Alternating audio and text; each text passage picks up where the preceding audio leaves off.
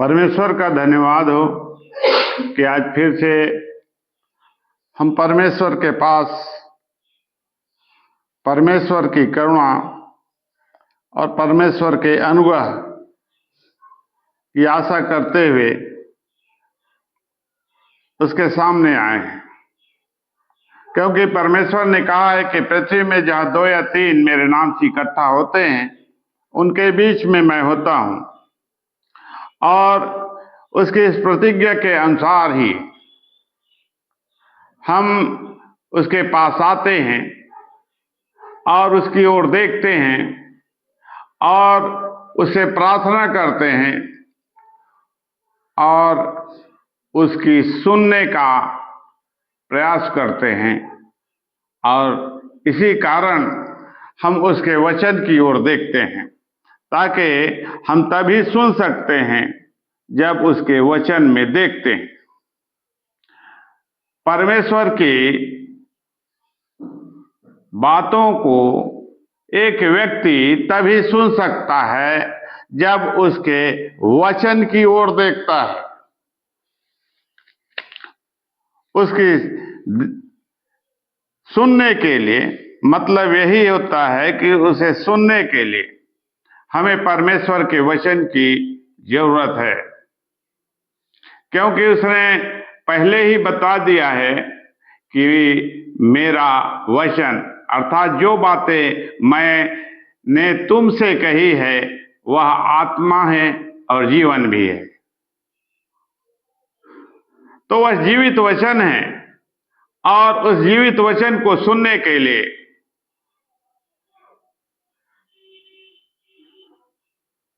उस जीवित वचन के पास आने के लिए हमें परमेश्वर के वचन की ओर ध्यान देना जरूरी है। तो पिछले समय उसी वचन के द्वारा हमने देखा कि प्रार्थना हम किस प्रकार से करें,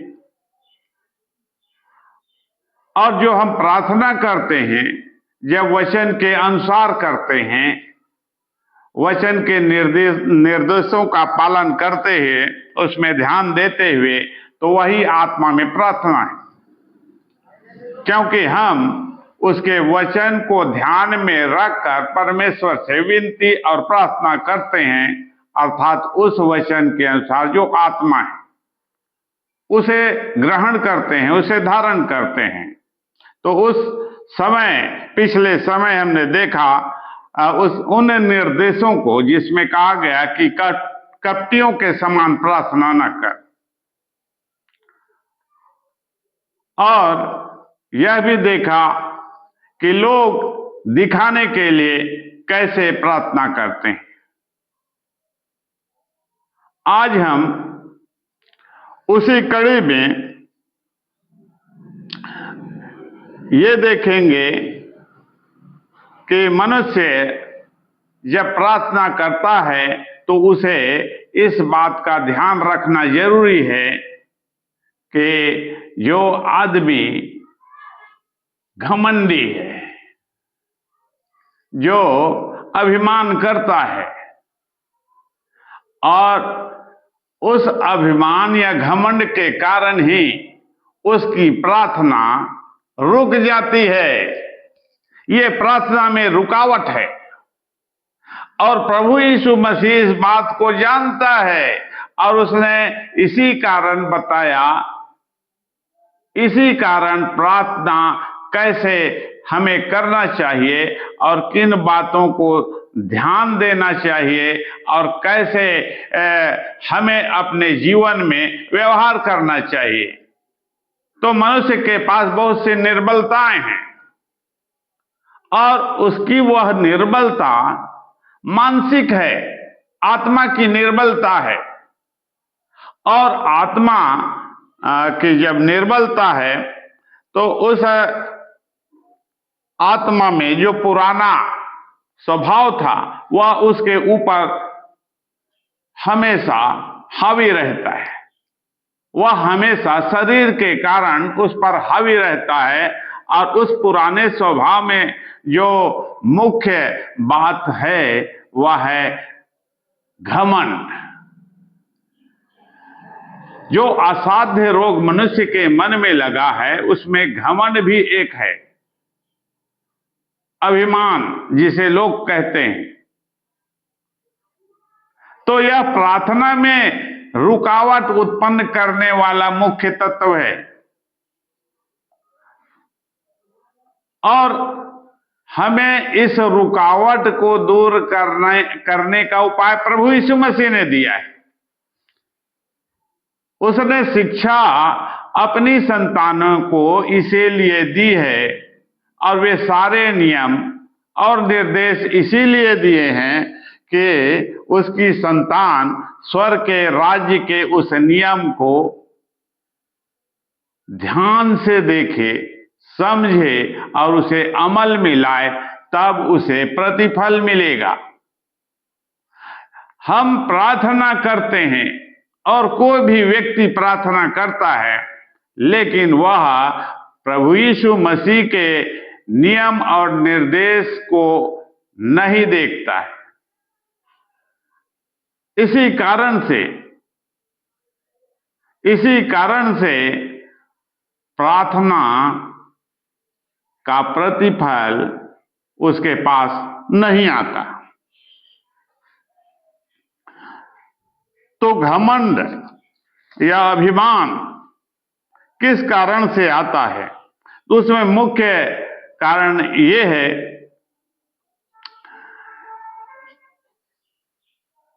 कि मनुष्य अपने आप को हमेशा बड़ा बनाता है। मनुष्य अपने आप को हमेशा इस प्रयास में रहता है कि वह दूसरों से बड़ा हो, श्रेष्ठ हो, बुद्धिमान हो, ताकतवर हो, ज्ञानी हो, और इस प्रकार से उसके भीतर में ये लालसा होती, उसकी इच्छा होती। वह इसी कारण से अपने आप को हमेशा इस प्रयास में रहता है कि वह कैसे अपने आप को बड़ा करे, वह कैसे अपने आप को दूसरों से अच्छा साबित करे। तो प्रभु यीशु मसीह मनुष्य की इस कमजोरी के विषय में उसे सचेत करता है। मनुष्य की इस कमजोरी के विषय में सचेत करता है कि तुम में ऐसा ना हो। अपनी संतानों को जो उससे उत्पन्न हुए हैं उसे वह सिखाता है, क्योंकि वे उससे उत्पन्न हुए हैं और उसके पास आए हैं और उससे जुड़ गए हैं और उसके आत्मा और जीवन के भागी हुए हैं। अब परमेश्वर की ये जिम्मेदारी है कि वह उसे स्वर्ग के राज्य के विषय में पूरी जानकारी दे और पूरी रीति से उसे सिखाए और अपने पवित्र आत्मा के द्वारा उसकी सहायता भी करे। प्रभु यीशु मसीह मनुष्य की इस निर्बलता के विषय में क्या कहता है? मत्ती रचित सुसमाचार 20 अध्याय 26 पद।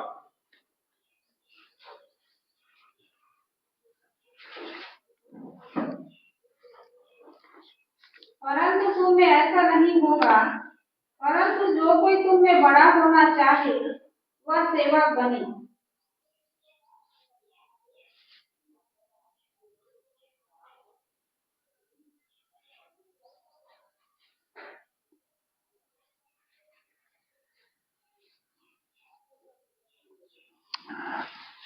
मत्ती रचित सुसमाचार 20 अध्याय 26, 27 और 28 पद।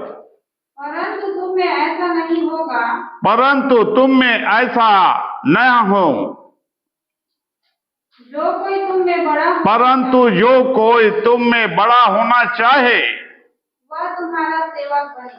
वह तुम्हारा सेवक बने, और जो तुम में प्रधान होना चाहे और जो तुम में प्रधान होना चाहे वह तुम्हारा सेवक बने। 28। जैसे कि मनुष्य का पुत्र जैसे कि मनुष्य का पुत्र वह इसलिए नहीं आया कि उसकी सेवा टहल की जाए, कि उसकी सेवा टहल की जाए, परंतु इसलिए आया कि आप सेवा टहल करे आप सेवा टहल करे और बहुतों की छुड़ौती के लिए अपने प्राण दे। और बहुतों की छुड़ौती के लिए अपना प्राण दे। इसे प्रभु यीशु मसीह ने अपने जीवन में ढाल लिया, और जब उसने अपने जीवन में ढाल लिया तो उसे नमूना बनाकर अपनी संतानों को दिखाया और बताया कि मुझसे सीखो। उसने अपने आप का ही उदाहरण दिया अपनी संतानों को और सारे जगत के लोगों को।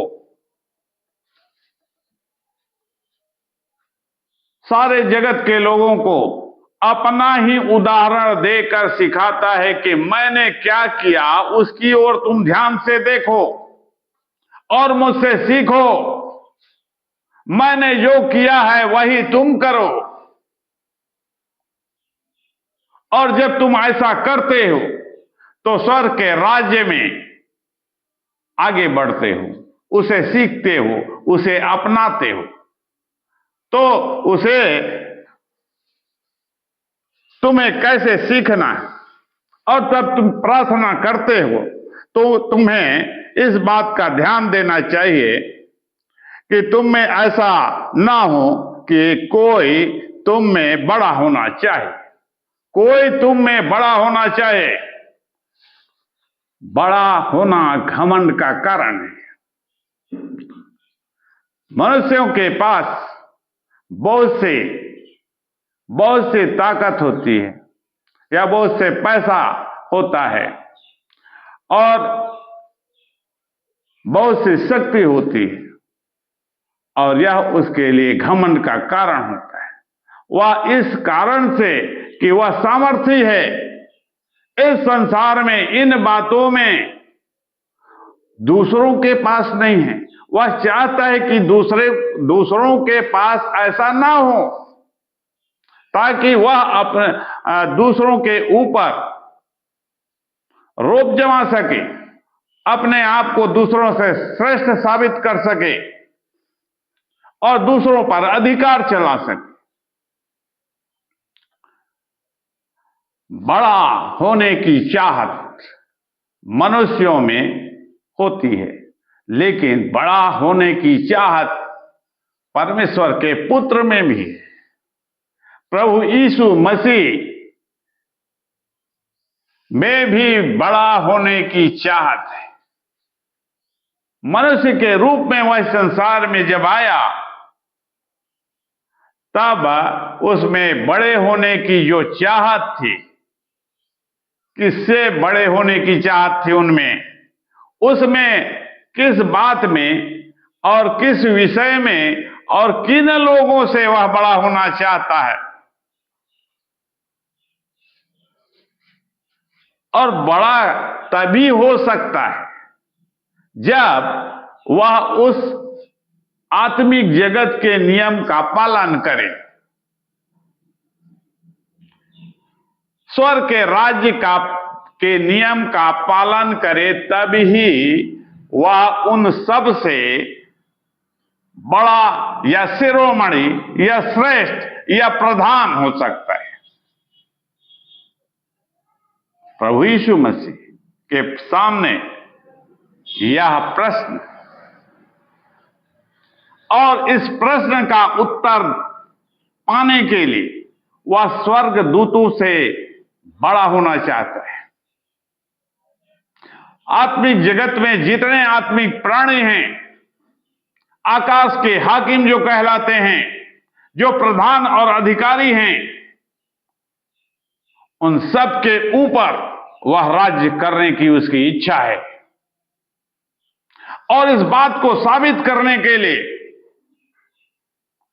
इस बात को साबित करने के लिए उस बात में अपने आप को श्रेष्ठ ठहराना है उसे, तभी तो वह उन सब के ऊपर राज्य कर सकता है, उन सब का हाकिम हो सकता है, उन सब का प्रधान हो सकता है। तो इस संसार में जब मनुष्य में इस प्रकार की भावना होती है कि वह बड़ा हो, तो बड़ा होने के लिए वह क्या करता है? दूसरों को तुच्छ समझता है और इसी कारण से वह सब मनुष्यों को भूल जाता है। उन मनुष्यों को जो असहाय हैं, जो गरीब हैं, जो सब पदार्थों से रहित हैं, जो लाचार हैं, वह उनके ऊपर उन्हें ठोकर मारते हुए वह आगे बढ़ता है, उन्हें लूटते हुए, उन्हें बर्बाद करते हुए, उन्हें मारते हुए, उनके ऊपर शासन करते हुए और उन पर अपना अधिकार जताते हुए और अपनी ताकत दिखाते हुए, अपना पावर दिखाते हुए वह आगे बढ़ता है। लेकिन परमेश्वर की दृष्टि में यह गलत है। स्वर्ग के राज्य में ऐसे ऐसे काम करने वाले लोग प्रधान नहीं हो सकते, हाकिम नहीं बन सकते, सबके ऊपर राज्य नहीं कर सकते। और जब वे इस संसार में इस प्रकार के विचार को लेकर परमेश्वर की संतान प्रार्थना करती है इस बुराई को लेकर, तो परमेश्वर उनकी नहीं सुनता है और उनकी प्रार्थनाओं को नहीं ध्यान देता है, क्योंकि वह उसकी दृष्टि में गलत है जो वह करता है। इसी कारण प्रभु यीशु मसीह के द्वारा उसने अपनी इच्छा को बताया कि तुम में ऐसा नहीं होना चाहिए। लेकिन वह यह भी बताता है कि एक मनुष्य जो उसकी संतान है कैसे अपने आप को बड़ा करे, कैसे अपने आप को श्रेष्ठ साबित करे। तो वह कहता है जो कोई तुम में बड़ा होना चाहे वह तुम्हारा सेवक बने। ये बहुत कठिन बात उसने कही थी। जो तुम में बड़ा होना चाहे वह तुम्हारा सेवक बने। क्या मनुष्य ऐसा करना चाहते? वो तो बड़े होने की धुन में रहता है, यद्यपि दिखाने के लिए वह सेवा का काम करता है, लेकिन वास्तविक रूप से वह सेवा करना ही नहीं चाहता। लेकिन बहुत से ऐसे लोग हैं जो उसकी संतान हैं, वास्तविक रूप में सेवा का काम करते हैं, सेवक का रूप धारण करते हैं, जैसे प्रभु यीशु मसीह ने उस सेवक के रूप को धारण किया, क्योंकि वह जानता है कि वह सबसे श्रेष्ठ साबित करना चाहता है अपने आप। परमेश्वर अपने आप को सबसे श्रेष्ठ साबित करना चाहता है। यहां भर भी इस संसार में समानता के अधिकार को लोग क्लेम करते हैं कि उसके साथ ऐसा हुआ, उसे ऐसा उस पर अनुग्रह किया गया, तो मुझ पर क्यों नहीं किया गया। वे समानता की बातें बोलते हैं और समानता दिलाने का उपाय भी करने का प्रयास करते हैं, लेकिन वे नहीं कर सकते। तो जब सब लोग समान हैं तो जो श्रेष्ठ होना चाहिए, जो श्रेष्ठ बनना चाहता है, वह किस बात में अपने आप को श्रेष्ठ या ऊंचा कर सकता है, अपने आप को सिद्ध कर सकता है। परमेश्वर ने सिद्ध करके दिखाया कि मैं सिद्ध करके दिखाता हूं कि कैसे मैं अपने आप को सबसे ऊंचा और श्रेष्ठ साबित करता हूं। और प्रभु यीशु मसीह के रूप में उसने इस बात को साबित किया कि कैसे वह सबसे ऊंचा और श्रेष्ठ है और प्रधान होने के योग्य है। यद्यपि आत्मिक जगत में अनेक आत्माएं जो अपने आप को ईश्वर होने का दावा करते हैं,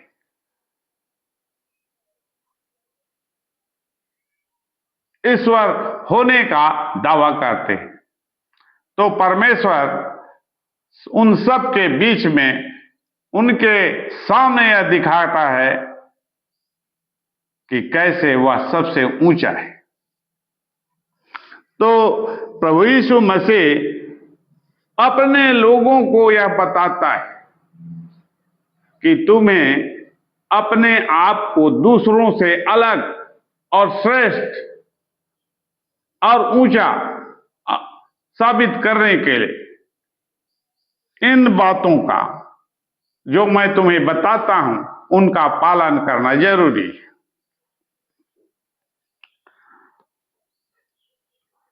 और जो तुम में प्रधान होना चाहे वह तुम्हारा दास बने।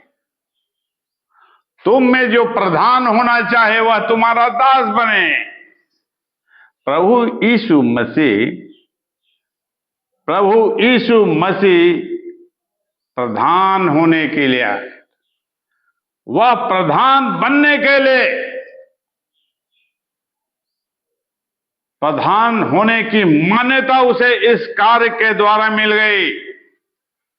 आत्मिक जगत स्वर्ग और पृथ्वी पर केवल वही एकमात्र प्रधान, और यह मान्यता स्वर्गीय स्थान से आत्मिक प्राणियों के द्वारा मिल गई। उन्होंने उसके अधिकार के अधीनता को स्वीकार कर लिया और वह प्रधान बन गया। सारे अधिकार को इसी कारण से उसने अपने ऊपर ले लिया। सारा अधिकार उसके पास है। स्वर्ग और पृथ्वी का सारा अधिकार उसके पास है। और सुसमाचार की पुस्तक में उसने इस बात को बता दिया कि स्वर्ग और पृथ्वी का सारा अधिकार मुझे दिया गया है, इसलिए जाकर तुम चेला बनाओ। पतरस है उसने कहा।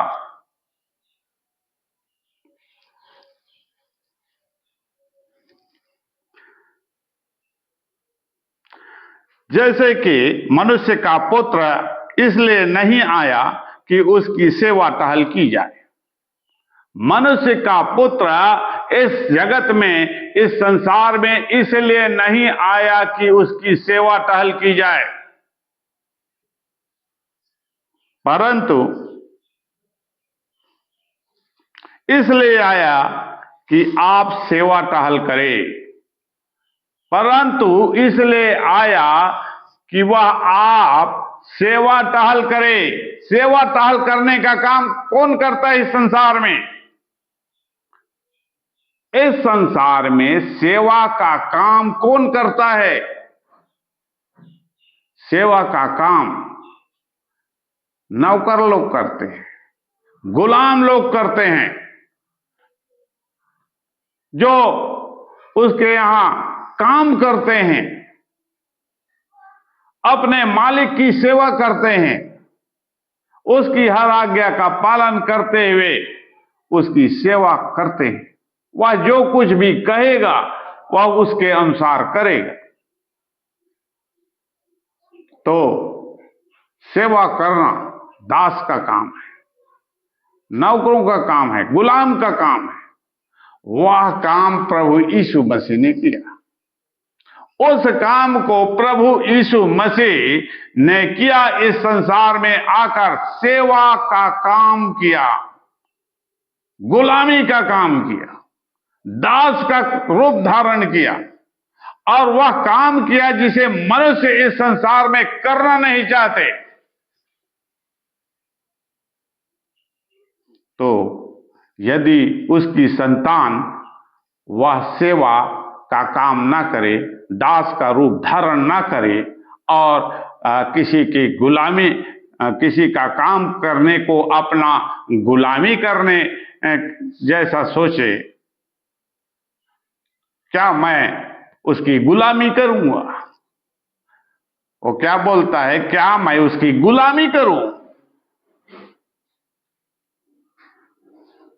लेकिन परमेश्वर कहता है कि यदि तुम बड़ा होना चाहते हो और परमेश्वर से प्रतिफल पाना चाहते हो, तो तुम्हें गुलामी करना पड़ेगा। बिना गुलामी करे, बिना दास का रूप धारण करे, तुम्हें प्रतिफल नहीं मिलेगा। आत्मिक जगत का यह नियम है। जो ठीक इस संसार के उल्टा काम करता है। मनुष्य इस भ्रम में रहता है कि हम इस संसार में जैसा करते हैं वैसा ही आत्मिक जगत में भी होता है, लेकिन नहीं होता। इसके ठीक उल्टा होता है वहां। तो जो उल्टा है संसार की दृष्टि में, स्वर्ग के राज्य में, आत्मिक जगत में, वह सीधा है, वही सही है, और उसी के द्वारा प्रतिफल मिलेगा। तो जो इस संसार में सही है वहां पर गलत है, इसलिए वह प्रार्थना में क्या है? रुकावट है। वह प्रार्थना में क्या है? रुकावट है। तो रुकावट है तो प्रतिफल कहां से मिलेगा? प्रभु यीशु मसीह दास का रूप धारण नहीं करता तो उसे भी प्रतिफल नहीं मिलता।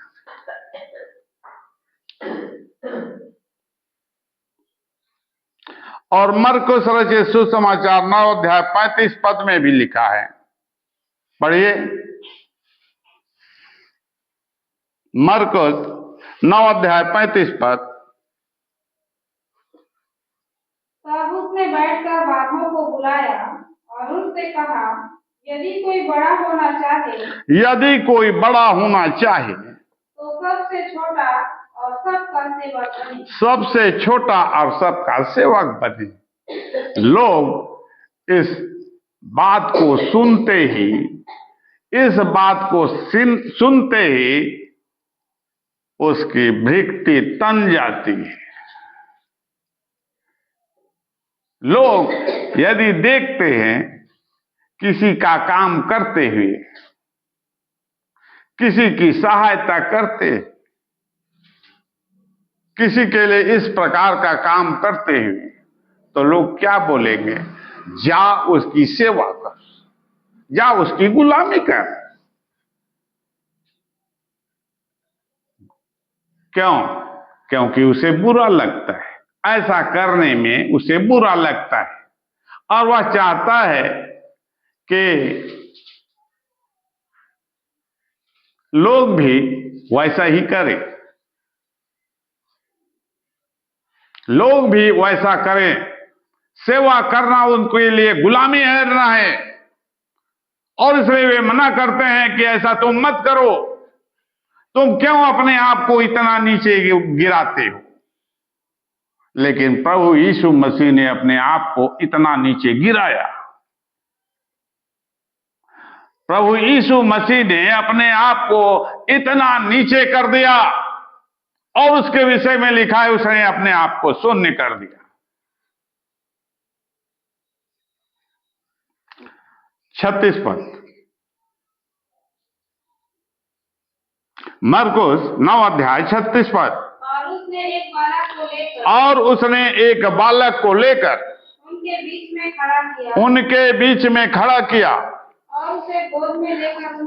और उसे गोद में लेकर उनसे कहा, जो कोई मेरे नाम से ऐसे बालकों जो कोई मेरे नाम से ऐसे बालकों में से किसी एक को भी ग्रहण करता है वह मुझे ग्रहण करता वह मुझे ग्रहण करता है, और जो कोई मुझे ग्रहण करता और जो कोई मुझे ग्रहण करता है वह मुझे नहीं वरन मेरे भेजने वाले को ग्रहण करता है, मेरे भेजने वाले को ग्रहण करता है। मेरे भेजने वाले अर्थात कौन? परमेश्वर को ग्रहण करता है। जो यीशु मसीह को ग्रहण करता है वह परमेश्वर को ग्रहण करता है, और उस छोटे बालकों में से एक बालक को भी ग्रहण करता है, वह यीशु मसीह को ग्रहण करता है। तो एक छोटे से बालक को यदि कोई मनुष्य ग्रहण करता है, वह यीशु मसीह से होते हुए परमेश्वर तक पहुंच जाता है। वह परमेश्वर के आशीष तक पहुंच जाता है, परमेश्वर के अनुग्रह तक पहुंच जाता है, परमेश्वर के प्रतिफल तक पहुंच जाता है। एक छोटा सा बालक जो अनाथ है, जो भिखमंगा है, जिसके पास खाने पीने के लिए नहीं है, और इस कारण वह दर दर भटक रहा है और इधर उधर घूम रहा है, और भीड़ में वह शामिल होता है कुछ पाने की आशा करने के लिए। यहां पर भी वह व्यक्ति, उन लोगों के बीच में वह बच्चा उपस्थित है, या हो सकेगा तो कोई कुछ उसे दे देगा। उसके पास कुछ नहीं है, रहने के लिए जगह नहीं है, कपड़े लत्ते नहीं है। यीशु मसीह की दृष्टि उस पर पड़ी और उसने उसे ही उठाकर बीच में खड़ा कर दिया, अपने चेलों के सामने और लोगों के सामने, और उसे अपने गोद में उठा लिया। तुम बड़ी बड़ी बातें करते हो, मैं तुम्हें बताता हूं कि तुम्हें क्या करना चाहिए। कि ये लोगों से तिरस्कृत एक बच्चा है, और यह अभी संसारिक ज्ञान में पका नहीं,